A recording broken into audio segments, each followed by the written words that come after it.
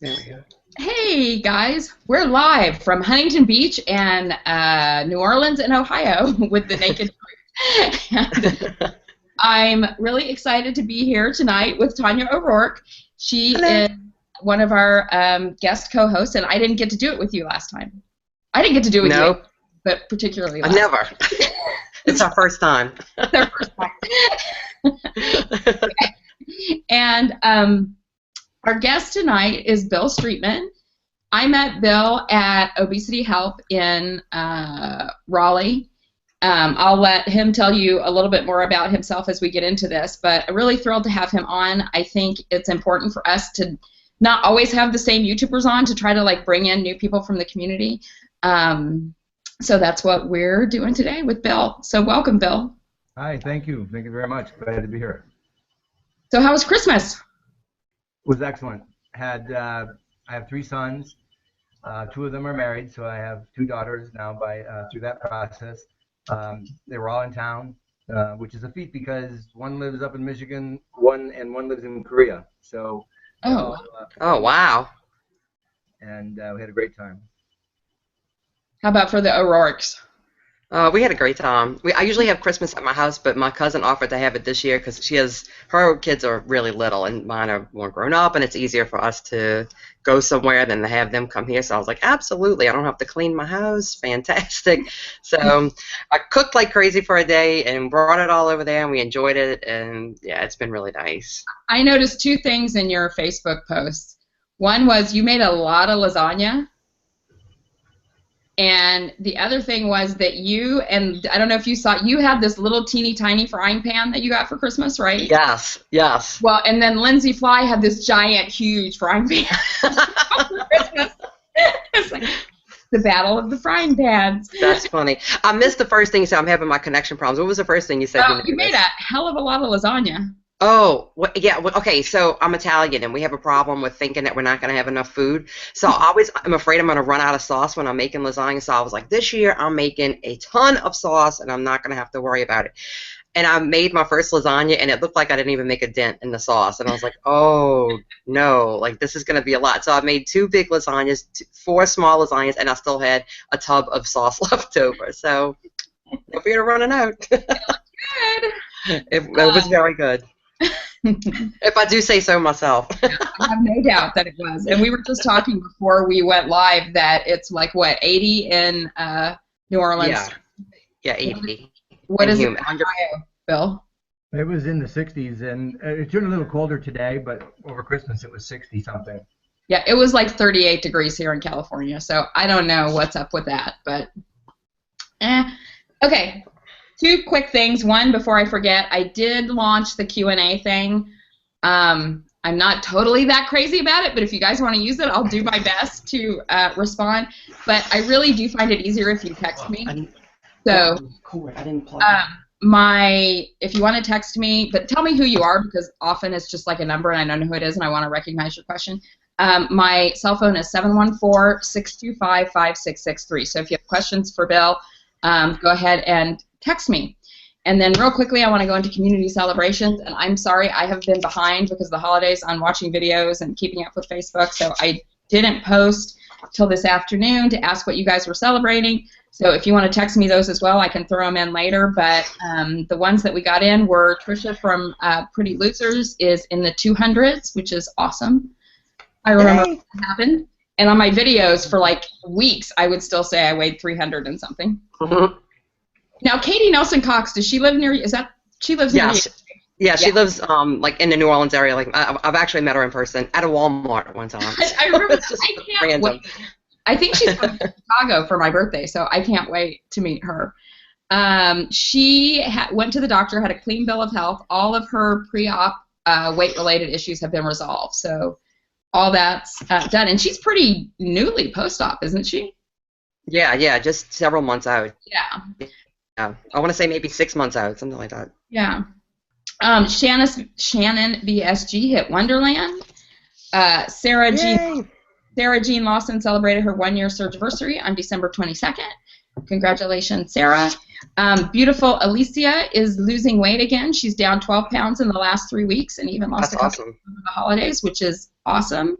Yes. And Jill Werfelman did her first spin class, where we're all about the exercise. Bill Tanya just did a half marathon last week. Wow. Right? Yeah, last Saturday. Last week. Yes. Congratulations. So, okay, so I think we're ready to go. All right. Well, I guess I'll kick it off. Bill, I'm not familiar because I wasn't at OH, so I didn't get to hear you speak or anything. But could you just give us like a little rundown of your stats when you had surgery, what surgery you had, numbers of your highest, lowest, anything? Sure. Just the basics. I had the Roux-en-Y surgery on October 4th of 2010. I had it at St. John Providence Hospital in Detroit area. Though I live in Columbus, Ohio, I was up in Michigan during that period of time for a couple of years running a business, and had rented an apartment up there, and so I was living in that area when I went through the process, and the hospital was recommended by my cousin Brian, who had some knowledge of it. So I went there and met the doctor, and it all went really fast. For one thing, I didn't use insurance. I just paid for the procedure. So I didn't have to wait the 6 months, insurance, or a year, or all the different things some people have to do. I had the surgery on October 4th. I weighed 404 pounds at the time of the surgery. A year later, on October 4th, 2011, I had lost 202 pounds. So I had lost exactly half of my body weight. Oh, wow. One of the things, though, that when you lose weight that fast, though a lot of fat fell off really quickly, I lost a lot of muscle mass too, as you'd imagine. I mean, just Yeah. half of your body and not do that. And at 202 pounds, I didn't like the way I looked. I was, sunken cheeks and eyes falling back in my head, and I didn't look good. I know a lot of people have this, but people came up and said, "Are you sick? Are you ill?"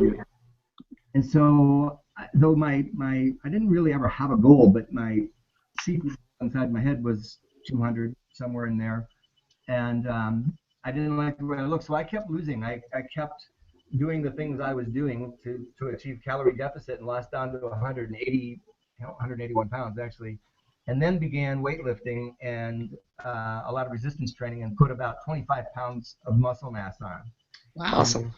That was the idea. So I hit the scale at about 205 right now, and that'll fluctuate.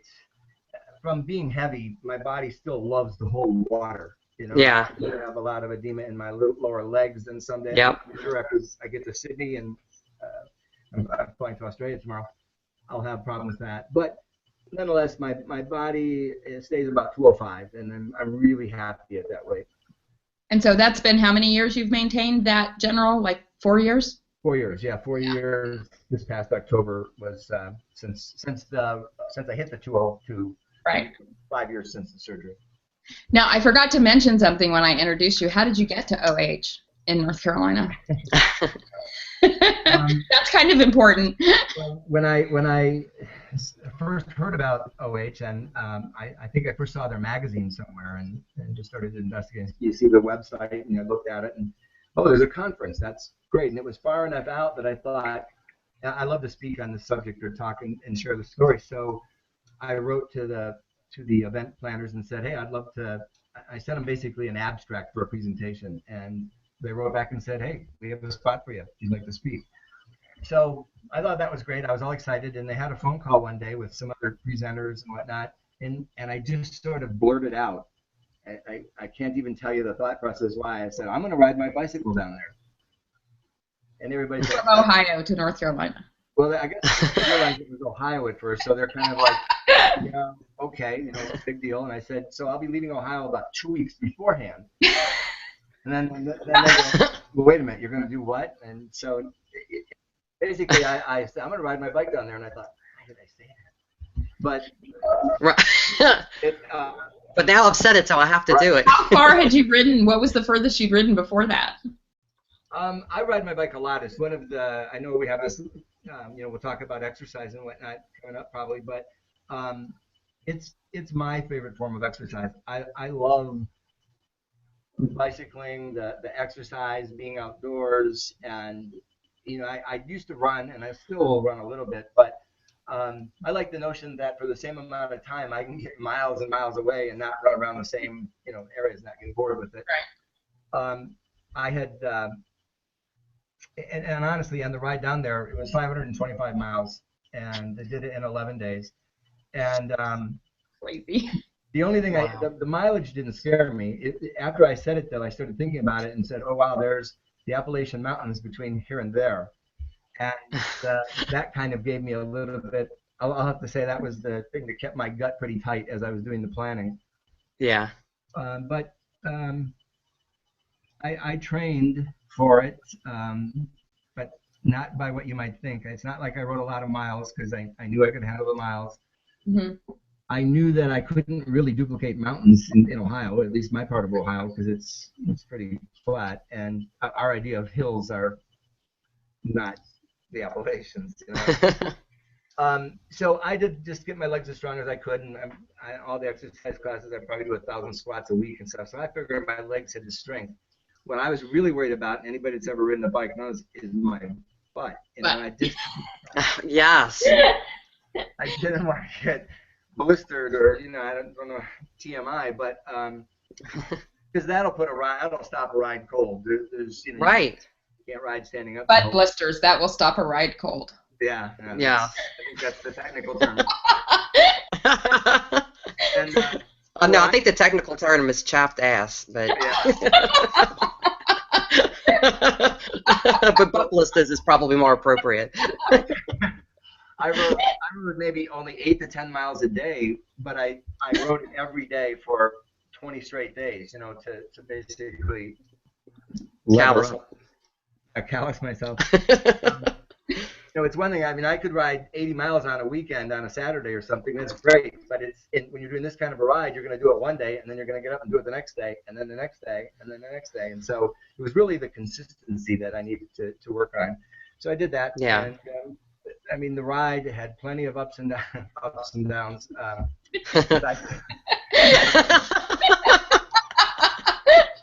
didn't even plan that joke. I got to write that one down. The ride had ups and downs. Okay, got it. Yeah. I wrote it. I'm getting something that says, I don't understand the Q&A thing, but it says, looks like the video isn't playing in the Q&A window. Not sure what's up with that. So I don't know what that means. So sorry, but hope it's broadcasting okay. It says we have viewers. So do you have I know Christine, Teeny Tiny Tummy for Christine, had posted a question earlier wanting to know, what are you planning any other big rides coming up? Yeah, well, riding the OH was great, and it was great. In doing it, then I said I'll dedicate it to raising awareness of obesity issues in people age 50 or 55 and older. Being that I'll be 60 in April, and went through it at age 54 in my surgery and all the subsequent years of weight loss. I put a press release out and did something. It got picked up a little bit, and I did a couple little press things. So it was good to bring awareness to that. So I would like to do that again, because any awareness you can bring to the needs and concerns of older citizens is good, I think.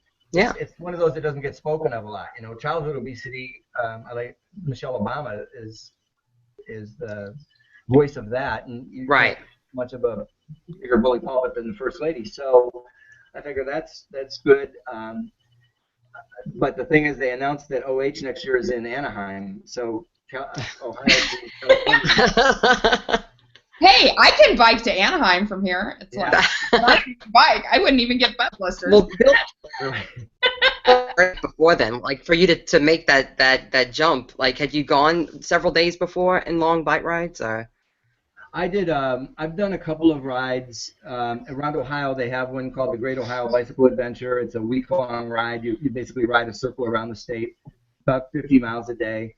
But they have trucks that haul your stuff, and you get there and you pitch a tent, you sleep, you get up in the morning and start over. That I've done twice. I also rode in Colorado and Kansas about 8 years ago or 9 years ago or so with my son Tom. We had a great time, but I was nowhere near in shape. I believe I survived it, and there were certain days I'm not sure I did survive it actually. So I must be a cat because I have multiple lives. Bill, real quick, we're getting some feedback that your sound is spotty, so make sure you're close and talking loudly into the mic. Okay. Yeah, wait, that's much better. And I just want to really quickly recognize Al, VSG11B. He's having surgery on December 29th. Oh, okay. Yeah, good luck. You're in for an exciting journey.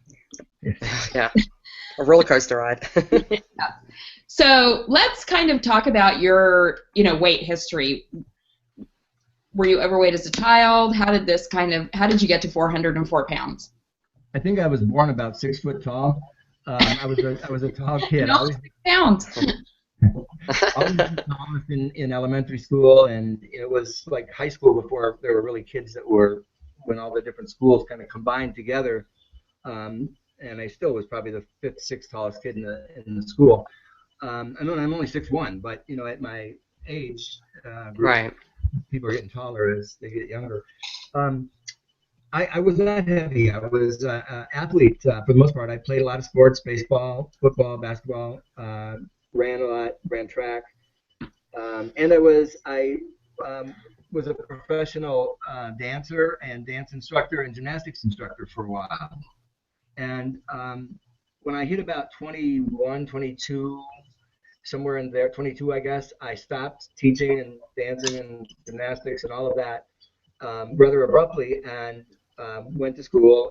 And man, I have the kind of body that responds well if you exercise a lot and regularly. I have the kind of body that says, okay, if we're not going to exercise, then I'm going to get fat. And really what happened. Then I had a career as a consultant to the gas and electric utility industry, and in order to meet them, you have to travel around the country. They're all over the place. And I worked with utilities in New Orleans, where you are. I worked with utilities in California, and a lot of expense account kind of dinners and drinks and all of that. And even as a kid, I mean, part of it's being 6 foot tall in 5th grade. For me, bigger, more was always better. More to eat, more to drink, more to play, more to everything. Right. I pride myself at the time, had pride that I only required 3 hours sleep a night. I was up more than you. I played more than you. I worked harder than you. All that stuff. And eventually that catches up with you, and weight just started. And it was really a long cycle from about age 25 to 45 to get to about 350. And then from 45 to 54, I added the other 60 pounds or so to get. I think the actual highest I ever weighed was 411. I was 404 at surgery.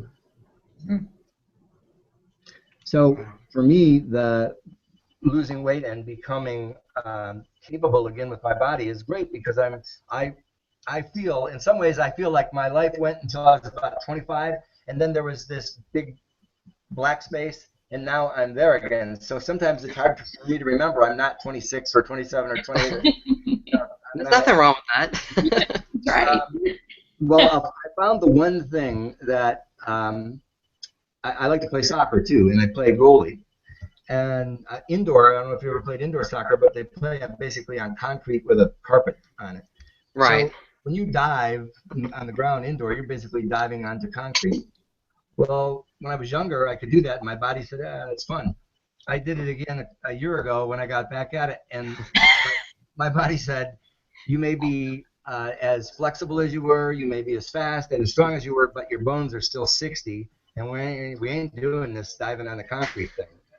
The next day, I couldn't even get out. So, oh no. Bones, eyesight, earsight, and then I'll leave it there. But there's some things that age just takes a toll on, regardless of what kind of shape you're in. But Like our eyesight. Yeah. Yeah, that's why my glasses are white. Is after. So, Bill, what made you make the decision to have weight loss surgery? What got you to that point? Since it had been building for 20 years, Right.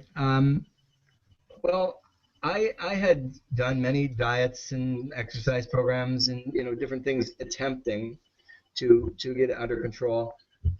It was real apparent to me that the problem I was having was eating more than anything. Because until I weighed over 350, I still rode my bicycle, I still snow skied, I still did hiking and things that I like to do. But above 350, my bike just protested and said, no, you're not going to Yeah. get on.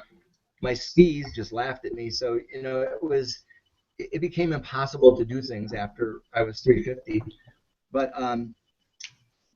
so losing the access to those things was probably the biggest driver. But there were several.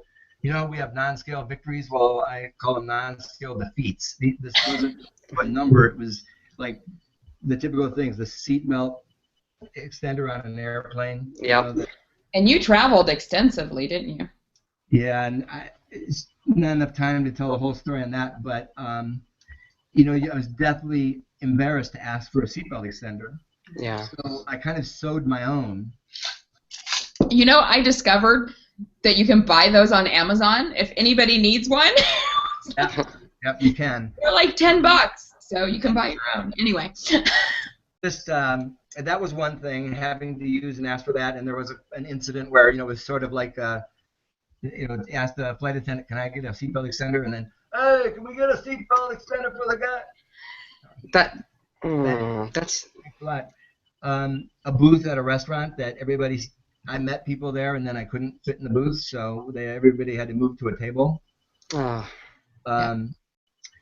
Things like that, were the things. And my sister had sent me some information on weight loss surgery even 5 or 6 years earlier, and just in a really nice, just saying, "Bill, you might want to look at this. I don't know if you've thought about it." I said to myself, it works because my stomach, if I have the bypass, my stomach will be little. Well, then I'll just eat a little bit every day, every meal. I'll just eat small meals, and I'll mimic that effect. And then I would think, yeah, I'll start that tomorrow after we eat tonight. right. And then the next day was a wedding, so is that a reception? All you can eat? Oh yeah, I'm in. Right. Things like that. And I said, okay, this information my sister Janet sent me, I read it. I read it again, and at that time I was working up in Michigan and working too many hours, doing too much, and just said, it was really help. I felt like I was going to die, so it was time. Did you have any going into? Oh, I'm sorry, Tanya. No. Go ahead, Liz. I'll ask mine after. Okay. Did you have any fears going into surgery? I know that's what kind of kept me from doing it for a long time because I had a small child, and I don't know. It was not as big of a deal as I thought it was, but I had a lot of fears going in. I really didn't. I mean, I did a lot of research on it. It was something that once I had done the research and read things, and not things like a person like me is putting out there now. I mean, medical journals and hospital websites and things, and really the conversation with my surgeon, Dr. Sabir, was fantastic. He was a great guy. He just listened. He listened for an hour and a half, and I kind of summed up everything and said, well, and therefore, doctor, that's why I've decided that this is right for me. And all he said to me is, he looked at me, pointed at me, almost touched me in the chest and said, and that, sir, is the only reason I'm going to agree to do surgery on you. Okay. So we went through I still had to have a physical, and I still had the psychological exam, but I didn't really have any fear of it at all. I trusted the technology and the medical procedures and all that. I was more anxious about what will this be? I mean, this is like saying I'm going to move to Australia. I'm moving to another. It was that kind of I was aware that life was going to change. Right. And really, I think the one key thing is that it became apparent to me real early on that, and probably the reason I put it off so long was surgery. And I say this all the time when I speak, because people talk about surgery, they lost weight. And I say, no, surgery, you did not lose weight because you had surgery, or the surgery lose you the weight. You lost the weight. You utilized your tool and did something with it. Right. And I realized that this has got to be me doing this, and part of the presentation I did at OH and that I like to do normally deals with sort of how I came up with that, or how I realized that. And I don't know if you want me to talk about that, or if you have time for that. I mean, Yeah, absolutely. Yeah. Well, as a consultant to the gas and electric utility industry, we ran a lot of projects, short-term projects, 2 or 3 year projects, where we would come in, set up programs, implement them, and then they would run their course or we turn them over to the utility. So I was essentially a project manager. Might have been owner or whatever, but we ran a series of projects and the project manager. And excuse me, I've been told that by clients from both sides. Bill, you're the worst project manager we've ever hired. Bill, you're the best project manager we've ever hired. And so I thought about that for a second and realizing that if I'm going to go have the surgery, I'm going to be my project. The project here is get Bill from 400 to 200 so he can live 30 more years. And well, I thought, all right, if it's a project, I'm going to do what I do on any project. I'm going to do a little analysis of it beforehand. Strength and weakness, opportunity, threats, those kind of things. Yep. And I said, all right, what are the biggest barriers that I face and fail on when I am the world's worst project manager? Identifying those things, and there may be 10 things, but there were 4 I came up with that reoccur time and time and time again. And so if I could set up answers to those or strategies to overcome those barriers, that would increase my odds of success. That's really what I was looking at, because I figured of 100 people that have the surgery, there's 50 of them lose weight and 25 of them keep it off, and so there's a small percentage of people sometimes that succeed to the max on this, and I didn't want to do this to be partially successful. Right. I didn't want to be the world's okay project manager. I wanted to be the best one again. And the 4 things that I came up with were, I found that one of the biggest barriers to me anytime a project failed was that I had failed to identify, or I had multiple first priorities, if you will. I had conflicting priorities. And it said you can't serve 2 masters. Well, if you say your health is important to you, but you don't behave that way, then and you're doing other things, then you're trying to serve 2 masters, and you can't do it. So my strategy for that was very simple. It was, I'm first. I'm sorry, but for me to be able to do the things I want to do to support my family, to support my community, to support and to be in position to take advantage of the things I like to do, outdoors activities and so on, I have to be in good enough shape, and more than good enough, I have to be in good shape, maybe the best shape I can be in. So I made that my priority, and people know now that's one of the reasons why I sold my interest in my company and basically retired to make myself a project. But I got to where I am. I can always go back at work and do things later in life when and if I want to. Yeah. Can I interrupt for just 1 second? So, and we sort of talked about this yesterday. I mean, you and I both were a little bit older when we had our surgery, other than the mean age of people who were having surgery. Right. If you would have had that surgery earlier, do you think you could have done that with, kids? I mean, that's one area where I feel like I was really fortunate is my son was off to college, and I just had to focus on me. I wasn't like Tanya with 2 little kids and a husband that I had to, take care of. Yeah. Right. You could have done it then? I don't think so. I think that had I done it earlier, I wasn't the person able to take advantage of that tool. I would have, like I sometimes see people refer to the surgery as the solution or the answer. I would have looked at it that way. It would have been another 3 easy payments of $19.95, kind of work it out, lose 100 pounds at home with the home gym. Yeah. It would have been another cabbage soup diet or something like that. Where people vest their hopes for success in the thing versus understanding that it comes from right here. And I didn't know that then. Part of it was, it just took that much time in my life for me to get to the spot where I could say, no, I'm now able, I'm going to take control, and I'm going to do it with the use of this tool. Tanya, just because you know, a lot of the people who are watching are more, I think, probably more in your situation than in our Yeah. situation. How have you kind of dealt with that through your process? Well, I mean, so Victoria was, I think Victoria was 3 and William was 5. No, no, no, sorry. William was 6 and Victoria was 4 when I had my surgery, and I was kind of in a tough spot. One, I was afraid of dying, and leaving them with no mom. Right. But two, I thought, oh my gosh, like Victoria was in a very clingy stage and separation anxiety and all that kind of thing. And I thought, well, this is either going to destroy our relationship or it's going to teach her to be a little more independent. And luckily, it taught her to be a little more independent. So, but I kind of did the same thing to the extent that I could.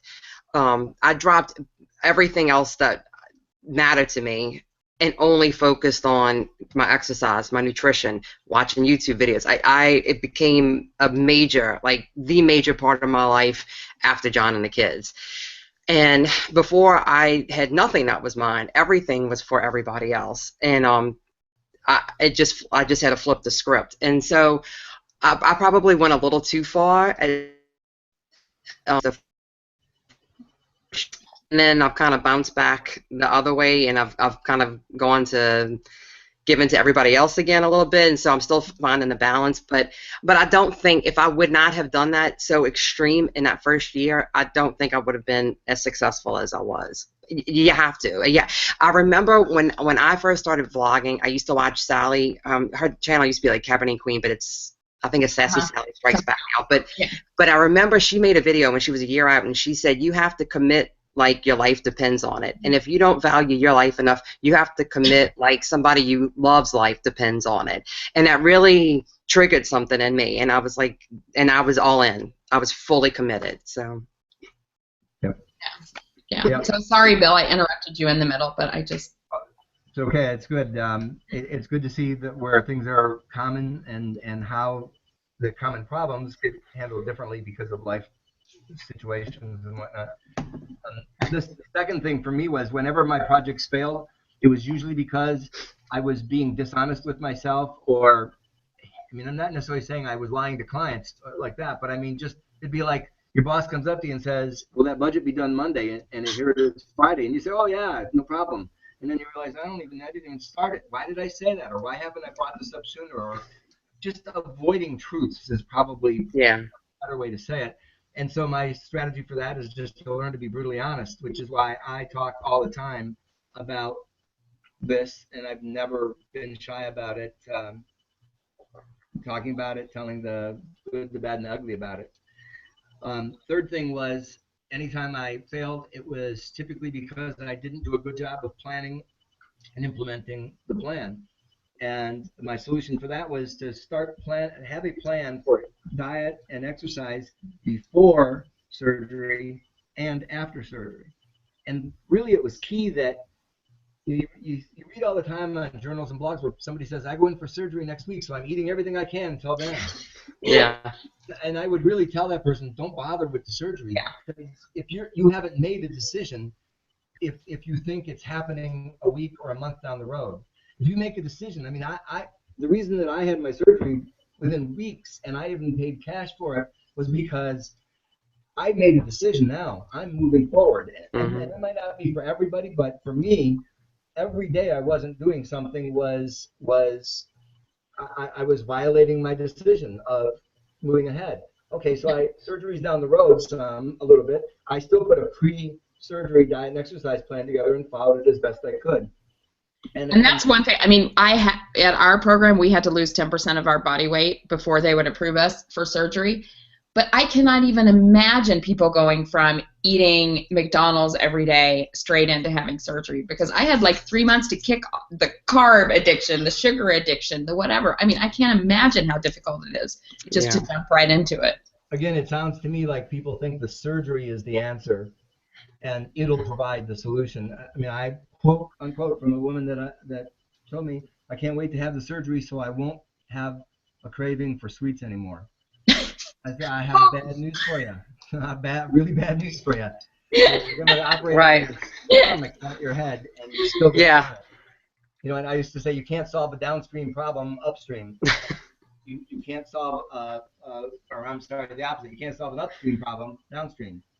Operate on my stomach all you want, but my head still wants to eat. My mouth's right here. Yep. So that was, and then the fourth one was, there's a lot of projects for some particular reason. I don't know why about human nature, but sometimes we sabotage ourselves. You know, things are going along great, and for some reason you just can't finalize a project and get out of there successful and happy, and you got to do something stupid. Yep. And those kind of stupid things, you know, would line up over and over. Like, I didn't eat well when I traveled. I didn't eat well at events. I didn't eat. So understanding that day to day I might have things down, I'm still going to get in the car to drive up to Michigan. I'm still going to travel. I'm still going to have to go to weddings and funerals and all kinds of things where food and all this. There's still holidays, all of that. So I put a strategy together to live within certain limits. And I quickly modified that to, you know what, I'm not even going to talk limits here. I'm going to talk needs. So that I would look at food as fulfilling needs. Every day I want to eat so many grams of protein and so many units have vitamin D and vitamin E and all the different magnesium and all the different vitamins and minerals, and I'm going to get them through my food. And when I get them, I've now done what the purpose of eating. I fueled my body. And because I want to do a lot of working out and ride my bike and that, I calculated in my bike ride I burnt about 25,000 calories. So during those 10 days, I was actually for two. If you think about it, I had to add on 2,500 calories a day to the couple thousand I normally eat. So I had to eat a lot on that ride. Right. But it fit the needs of my body. So I eat for fuel, not for fun, that kind of thing. Right. In fact, one of the things that when I first started eating, you know, you get your purees and your clear fluids and your purees, and you know, you're trying to get into foods, and a couple months out, anything I ate, I threw up. It was just, I had a really hard time putting any real food in my stomach. I kept throwing up. And people would say, you just got to learn your limits, which sounds great. It sounds great. Let's learn a limit. Except that then it occurred to me, the only reason to know my limit is if my goal is to eat right up to my limit. And if my goal is to fuel my body, then chances are I'll be nowhere near my limit. I have no idea how much I can eat today. I have no idea. Yeah, if you just eat, I mean, if I eat until I'm satisfied, that's probably like 3 bites. Exactly. I typically eat more than 3 bites. Right. Yeah, and you'll have to do it more often if you're eating smaller meals and that kind of thing. But I have no idea what my limit is. You know, what I could actually stuff in there. Right. And I'm glad I don't know. And and I did know my limit when I weighed 400 pounds. I could eat max. You know, so knowing my limit, the 7th one wouldn't go, but 6 was fine. So knowing my limit did me absolutely no favors. Right. Yeah. It's that mindset. You know, you've got to turn it around from it's not what can I have. You know, you get those in the blogs and everything. When can I eat a Subway sandwich? A whole Subway sandwich. And my answer is, why do you need to eat a whole Subway sandwich? Right. I still haven't had a Subway sandwich in over 4 years. I had a 6. Well, I can't eat a whole 6-inch, but I did. Oh, and I don't think I said this on. I'm gonna. Well, never mind. Go ahead. I won't tell my Subway sandwich story. I go in it's and get Bill's show. the 2.5-inch ones. You know, the kid size ones. The kitty ones. Yeah. Yeah. Some of them won't serve them to an adult, but I know the ones that will, so I go in there. But those are my 4 strategies to increase my odds of success, and I use them all the time. And that was the basis of his. I mean, that was pretty much the basis of your presentation at OH that I sent, and I thought that and Pam, who we're going to have on next week, Pam O'Neill, Candy Pants, were the 2 best presentations at the conference. I mean, it's pretty, you know, common sense stuff that we're talking about, but this is not rocket science. Right. No, it isn't, and unfortunately, I mean, the title of my presentation was called "Simple, Not Easy" because it calls on the fact that weight loss is really a simple concept: calorie deprivation. Burn more calories than you bring into your body. Right. More calories than you consume. It's simple math. You learned it in 1st grade. It's addition and subtraction. And we all inherently know this. I mean, even the person, Right. and we were talking the other day, Liz, you talking about somebody who ground up their cheesecake and said they were just eating pureed food. For parade food. That was the parade food a couple weeks post-op. Oh, cheesecake. Oh my God. I know. Nice. Now, That's commitment. It's like, how's that working for you? I haven't seen a post-op picture of you lately. No. Yeah. and I'm sorry if I told that anybody that I should. No, that's okay. I don't think she watches. My doctor told me a story of a woman who just didn't lose weight afterwards, and they had to observe her. She swore she didn't eat anything, basically ate nothing, kept a log of everything she ate, because that's what they told her to. 6 times a day she walked across the street to McDonald's and got a chocolate shake. Didn't you write that down, they asked her. She said, because I didn't eat it. There's no chewing involved. Drink it. And I say she's violating, she's doing the same thing. She's lying. She's lying to herself. Mm-hmm. Yeah. Because you're really not that stupid. Nobody is. No. You know it. And the most convenient thing to do is just to act stupid to yourself and go ahead and bake or puree the cheesecake. So, yeah, you and when I hear anybody, all of those things, and like kind of the under theme of everything I did in my presentation was that you are the person that's going to make this work. You're the one that's going to succeed. You're the one that's going to benefit from it. You're the one paying the price for it. Dollars, time, pain, lost capabilities of. But you're the one who's going to receive all the benefit of it. The beauty is that, I mean, it really is all you. So if you think, I want to eat as much as I can right up to my surgery, then in my mind, you still believe it's the surgery. If you think I can eat, when can I eat a full Subway sandwich after surgery, then again, you believe the surgery is the answer. Right. And I would, the other thing that I told at that conference that I know people liked was, it seems that the number one question that most weight loss surgery people are afraid of hearing is, gee, you look great. How did you lose the weight? They don't like to say, I had weight loss surgery. And the first thing I would say is, well, first thing, you shouldn't say that because that's not truth. That's not the truth. You didn't lose weight because you had weight loss surgery. You lost weight because you utilized the tool you were given and did the things that were required to lose weight. Right. Second, in my case, I have a problem eating too much. I eat too fast, too, but just too much. It was a volume thing.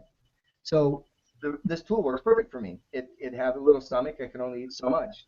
But it's never once told me what I should eat. You know, it never once said, eat that protein as opposed to those carbs. It never once said, as opposed to the cookies I ate today. But anyway. It told me I shouldn't do some things afterwards, but it never has gotten me up out of bed and made me go to the gym. Not pedaled one time on my bike. It's never done any of that. Right. Because I've done that. I'm the one. And so my story there was I had picked out a woman in the audience that was about 5 foot tall. And I asked her, I said, who's the shortest person here? Well, she was 5 foot tall. All right, I'm 6'1". So in my house, if I want to paint my ceiling up here, I can just reach up and paint the ceiling. She, at 5 foot tall, can't do it. What does she do? She uses a ladder. So that would be a lot like me going to her house and looking and going, wow, it's a wonderful ceiling. Look at the paint job you did. It's fantastic. The color, the style. It's. Wait a minute. Liz, is that a ladder I see in the corner over there? You cheated. You took the easy way out. Yeah. I thought you did it on your own. You know, I thought you cheated. You're out. Yes, you did. Because no amount of intestinal fortitude or desire or effort or anything is going to make you grow 1 more inch. Right. Nothing you can do about it. You were born with a deficiency of height. I was born with a deficiency of managing the volume of food I ate. Right.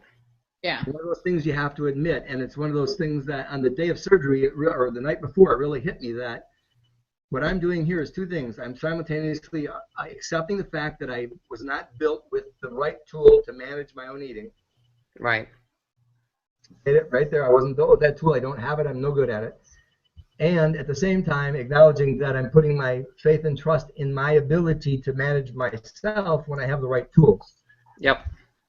Empowering, you know, super empowering. And the people who want the surgery to do the work for them, I feel bad because, you will probably have some short-term success, and then you'll be upset, and you won't have long-term success. You'll have gain back or whatever, and Yeah. you'll have gone through all that expense, pain, and suffering, and not achieved your real goal. Yeah. Right. I'm going to skip ahead a little bit just because you've covered some of the questions that we have, and I always have way more questions than we have time to cover, which is like sort of my thing. But I know something that I feel is really important for people to hear, and it's something that both you and I are passionate about, is exercise. So can you talk a little bit about what that process was when you started, how you started?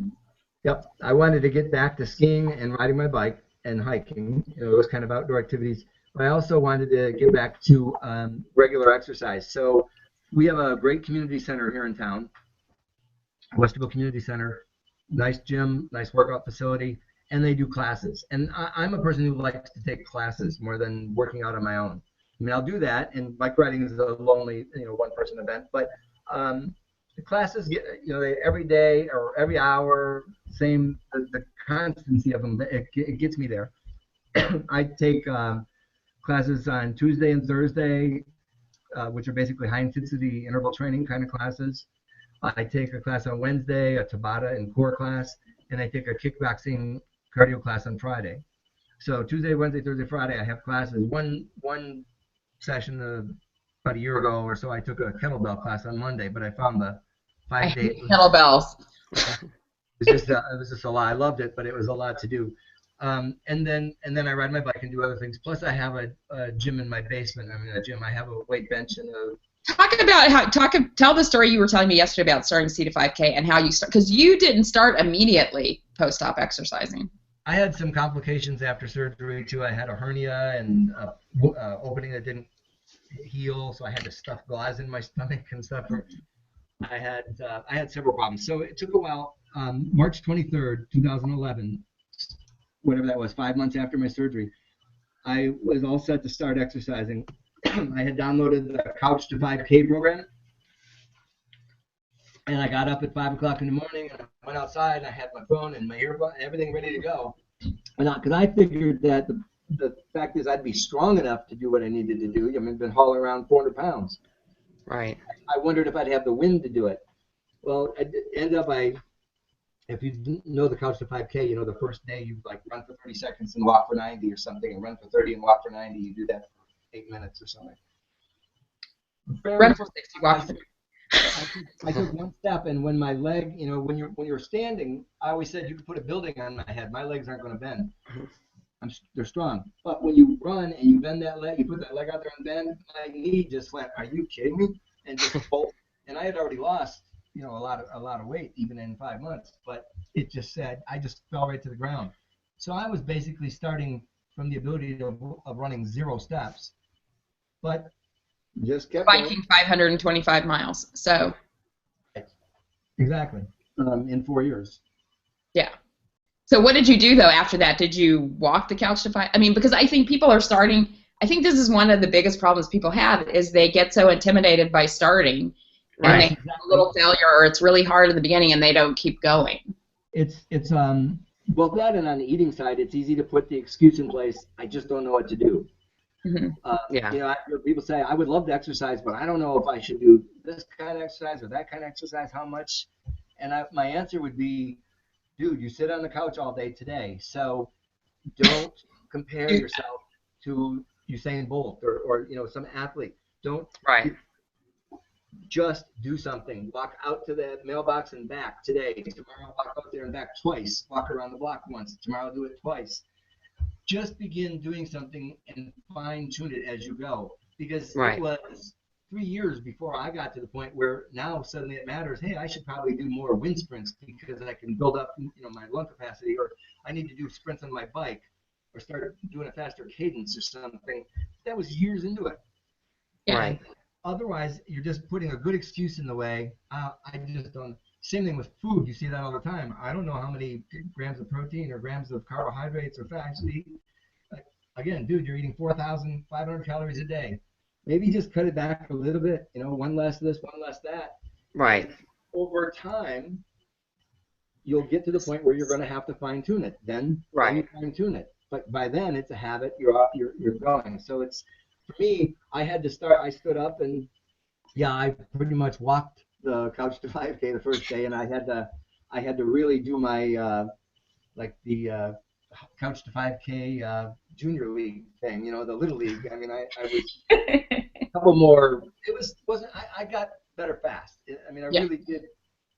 Like anything, you know, your body has been dying to do this kind of stuff. And first day, sore and tired, but second day, a little less sore and tired, and third day, and then in a month and a half or so, I was back on the Couch to 5K program. And I ran the 5K in July with my son Terry up at his university in Bowling Green, Ohio. Well, and you know, I'm a big advocate too that you don't have to be a runner. Like just because you see other people running, you don't have to be a runner. I have arthritis. I will never be a runner. My doctor would forbid me to run. I would love to run. It looks very freeing, and I've tried it several times, but I know that's not for me. But that doesn't mean I can't walk, and I walk fast. And when I've done 5Ks, I've passed people who are running. Right. Walking because I walk and I started slow. I started slow, and I just when I felt comfortable with that, I bumped it up a little bit. I pushed it a little harder. I went a little faster, and you know it's always just challenging yourself for where you are right now. And I feel like a lot of people, like you say, use that as an excuse. Like they see people who are a few years out and they're running 5Ks, and they're like, oh, I'll never get there. And it's like, and I always love it. Like you don't have to run. Yeah. Go walk a 5K. It's better than sitting on the sofa for that 45 minutes. If sitting on the sofa is what you've been doing, then anything is moving in the right direction. Right. That's one of the things about the bike ride that kind of when I wrote up my summary of it, I was that OH published. I wanted to put a author's note in there to say, hey, nobody should look at what I just did and say, oh well, then I guess I can't do this because there's no way I can ride 500 miles. I couldn't even get on my bike. I'm proud that I can do that. I'm proud that I did it. And I'm proud that I'll do it again. You can get to that level, but I started at 0 steps. Right. I falling down. But you have to start. Right. I mean, when I first started working out, I would get through maybe in an hour, like 3 of the warm-ups that I do now that I do in like 5 minutes, you know. Right. But it's like, but you got to start somewhere, and you have to start, and you have to keep just a little bit every day, and you know. And acknowledge the progression and give yourself a pat on the back. Like, how far I've come, and if I went this far from then, how far I'm gonna go in the next 6 months, the next year, whatever, you know. Yeah. Right. So Tanya, since we have like 9 million more questions and only like 8 minutes, so why don't you pick one that you really want to know about? Okay. Well, I always like the relationship question. So since you flipped that switch and you decided you're going to be all about you to get this project completed, how did that affect like relationship with your wife, your kids? I mean, obviously you say you sold part of, or you sold your ownership in the company. How did that affect those kind of relationships? Did you lose friends, marital strain, that kind of thing?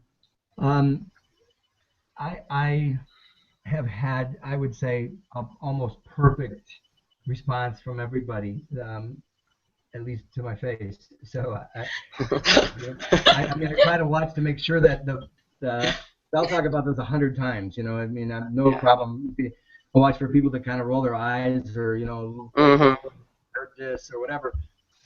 Just haven't seen that. My friends have been extremely supportive, but my wife is wonderful. You know, we have a great solid relationship before surgery, and it's only better afterwards. I read your blog about sex after weight loss surgery today. Say the thing about the planking. That was really funny.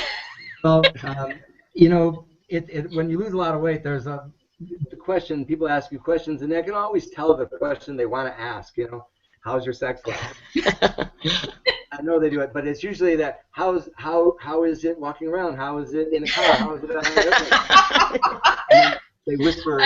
It should be understood the answer is way better. Anyway, no. And they whisper that one, you know, how about your sex life? And I say, well, look, I explained the detail. Basically, I can do 1-arm push-ups and plank for 3 minutes. You can do the math on that one.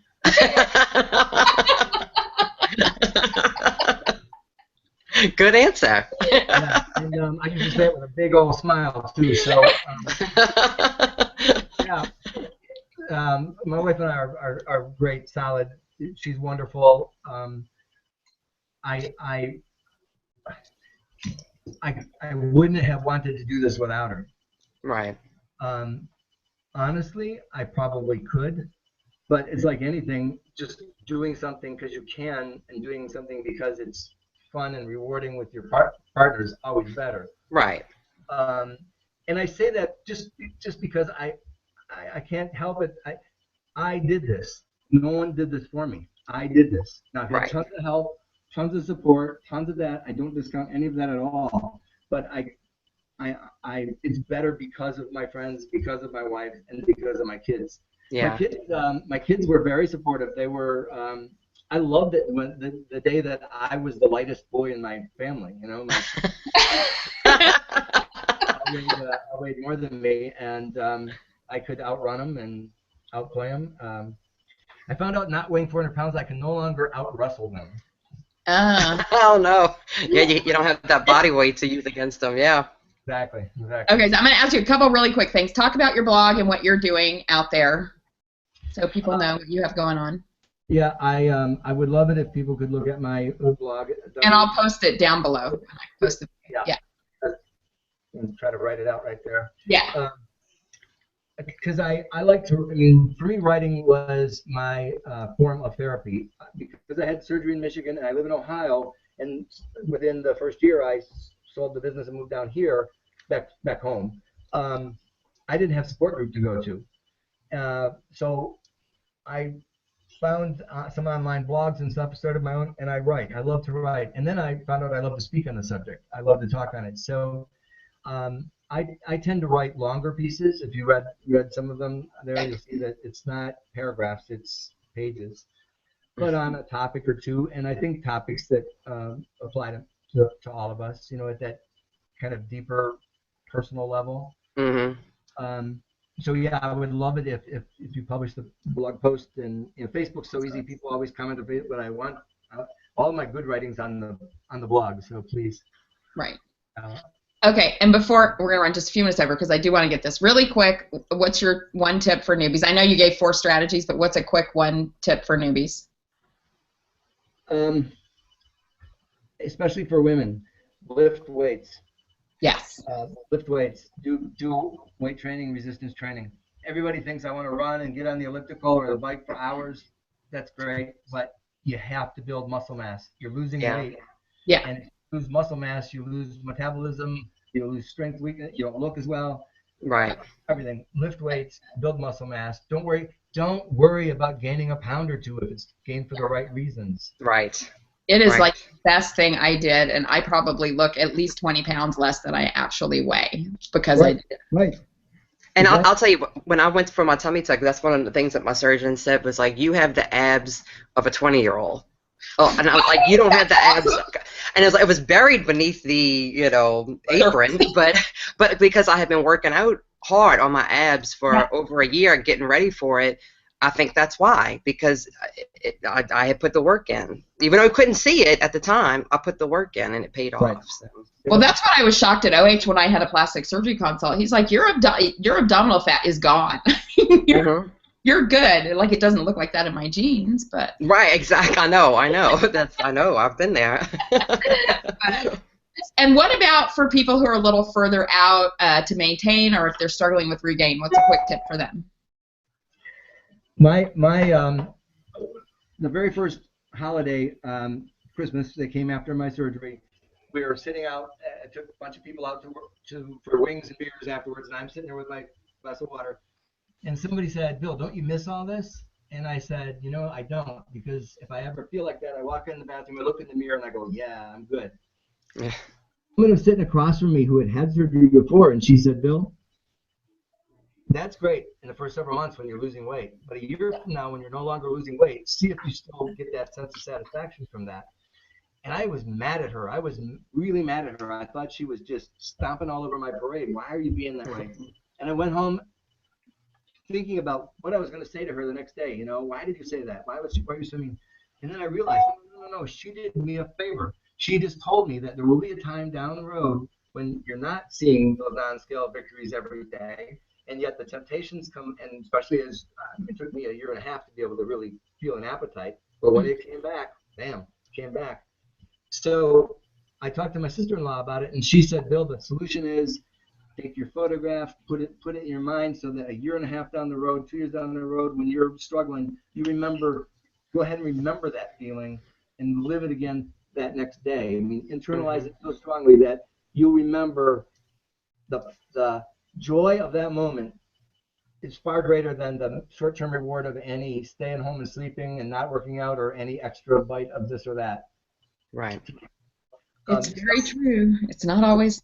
It's tough when you're downstream, and I understand when people have regain, but when did the rest of your life begin when you made that decision? The day you made that decision. I mean, the rest of our lives just began. Oops, it just began again. Oops, it just began again. What have we done? We wasted those 8 seconds. We didn't, because we're talking about it. But that's the thing. So fine, if you're 5 years down the road and you're having that, Stay by the mic. Exactly. You know what to do. That's the thing. You know exactly what to do. Trust yourself. And that's the one thing I would say too is, yeah, group sessions and all that are awesome. I mean, it helps to be able to talk and learn. But remember, nobody, you're the boss, not even your surgeon or your nutritionist knows you like you know you. They have specialized skills that you want to call on and use. And I would say, obviously, it's a strong thing to pay attention to and listen to. But no matter what, you are the one that's doing it. Believe and trust in yourself. Then do a little bit better today than you did yesterday. Keep doing better than yesterday. And it's all about the journey. It's a journey. I even wrote a blog about this, that I found that the people whose, like my blog is called Journey to Fitness. Then you see Journey to Skinny Girl, Journey to whatever. People use the word journey as they describe their experience, tend to have more success, I think, and I can't prove that scientifically, with market research, but it seems that way. And I think it's because they've already accepted the fact that they're the ones taking themselves down the road, not the other way around. Right. Okay. Right. I'm a little bit more motivated right now. Yeah, for sure, right? How about you, Tanya? Oh, definitely. I mean, I was already kind of getting back on the track, but No, it's like I know you are. you get that you get that inspired feeling when you're with like-minded people. So yeah, for sure. So we end every show with kind of like inside the actor studio questions, but can you make sure you stay close to the mic and talk loud? Tanya's gonna do the questions with you. Sure. All right, ready? All right, what's your favorite word? Peace. Peace. Nice. What's your least favorite word? Hate. Okay. What turns you on creatively, spiritually, or emotionally? I think being outdoors. The outdoors is it's sort of on a lake or in the woods, in the fresh air. What turns you off?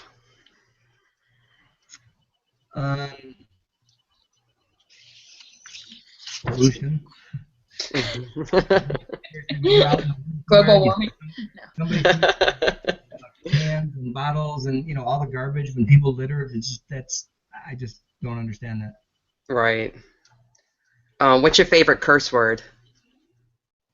Probably the F word. Yeah. Everybody says that. We've only had one other word before, but I don't think maybe it's got to have mother in front of it, though, I think. Really emphasize it. What sound or noise do you love? Sounds from outdoors. Birds, river, bubbling brook, that kind of thing. Yeah. The wind, crickets. Yeah. What noise do you hate? I'm not a big fan of Harley Davidson motorcycles. The big rumble. It's a big rumble, yeah. I mean, especially when they're coming up behind you and you're on your bike, right? Yeah. It's so loud. What profession other than your own would you like to attempt? Teaching. But you're kind of doing that already, by speaking, Yeah, I'm definitely shifting. I mean, I even felt like in the consulting, you were pretty much a teacher. Mm-hmm. whether you're teaching your client or if you're setting up a project, you're teaching your employees and your staff. And Right. but I love teaching. I love it a lot. Let's see. What profession would you not like to do? Accounting. I'm an accountant. That's what Tanya does. Hey, I'm glad people like it. I'm glad. Somebody has. There's good ones out there, but That's hilarious. Not for me. If heaven exists, what would you like to hear God say when you arrive at the pearly gates? I would like her to look at me and say, "I always believed in you." Oh, Aww. nice, nice. I think people take too much. They put too much emphasis on trying to find that. It'd be like what to find that answer when it's there. Again, Right. it's simple things. I don't really need 10 commandments to tell me not to kill people. I know right and wrong. I don't need to serve. I want to be believed in, that the greater nature, my greater nature, all of our greater natures can come out if that's our goal. Right. Right.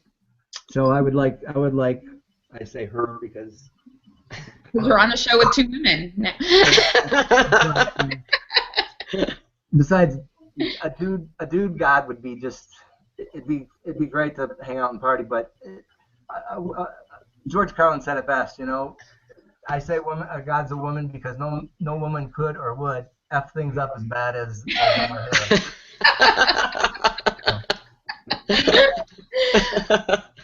I cannot thank you enough for being here. I think this was an amazing show, and I really appreciate you doing this, particularly the night before you're leaving for New Zealand and Australia in the morning. Definitely.